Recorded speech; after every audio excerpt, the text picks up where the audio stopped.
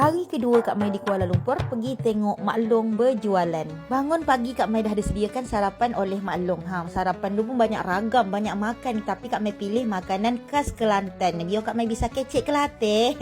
Nama makan ni nama dia laksam. Kalau mereka tanya boleh telan ke Kak Mai makan makanan kat sana? Boleh lah sikit-sikit. Sebab Kak Mai ni orang memang tak pernah makan. Jadi kalau merasa makanan-makanan baru tu agak tak berapa suka lah gitu kan. Cuma sekedar merasa je, bukan tak sedap, tapi lagi menyesuaikan lidah. Sebab kan kadang masakan Indonesia dengan Malaysia tu ada beza dia. Jadi agak macam mana lah gitulah kan. Singkat cerita, kami nak menuju tempat jualannya Mak Long. Tempat niaga kalau bahasa orang sana kan. Ini budak Anas ni mau atas sebab dia langsung nak balik ke Johor nanti petang. Mana? Kalau kami beli kat Dior. Kami beli kat Dior. Beli kat butik Puma tu kan? Puma. Yang itu rumah kerajaan tau, yang tinggi-tinggi tu kan? Tinggi-tinggi tu. Yang tu kan, yang tinggi warna-warni. Nampak tak? Warna-warni ni rumah kita sewa kerajaan punya. Oh, kita sewa dengan kerajaan gitu. Murah, sewa 100 lebih tu. Bilik ada 3. BBKL. Rumah ada 3, bilik ada 3. Sewa 100 lebih 200. Tapi memang harus orang tempatan lah Ada untuk ikut gaji dia berapa. Kalau nak jadi polisi, ni latihan dia. Nampak nak jadi polisi kat sini latihan dia sebelah kanan ni. Latihan dia kat dalam ni.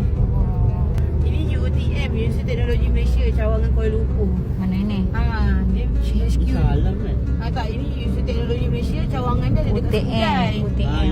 Ya, kat Johor kan. Tapi kat cakap KL pun ada Cawangan juga. Diploma.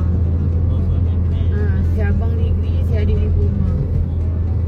Di stesen MRT turun bawah tu ada kereta api bawah. Dan Kak Mai pun sampai ke tempat niaganya Mak Long. Okey, kami sampai. Kak Mai sampai dekat tempat jualan Mak Long ni barulah jam 12 lewat. Tapi jualan Mak Long dah nak habis semua, tinggal sikit-sikit. Kita nampak dia tinggal tak berapa ketol, tak berapa celis. Dah habis dah. Jualan Mak Long ni memang laris. Berapa hari Kak Mai ikut tengok dia jualan ni, 2 jam aja. Baru aja jualan langsung ada 1000 orang. Tak sampai 2 jam makanan ni habis lah. Jualan Mak Long pun dah habis. Lanjut kemas-kemas, kami nak pergi ke Putrajaya dengan Mak Long. Mak Long nak bawa Kak Mai ke Putrajaya. Kami dah siap niaga dah. Kat mana Kak Mai niaga dah kat sini Ni tahu tak? Nasi campur air percuma. Okey, lanjut kami dengan Mak Long, Halong, Anas nak pergi ke Putrajaya.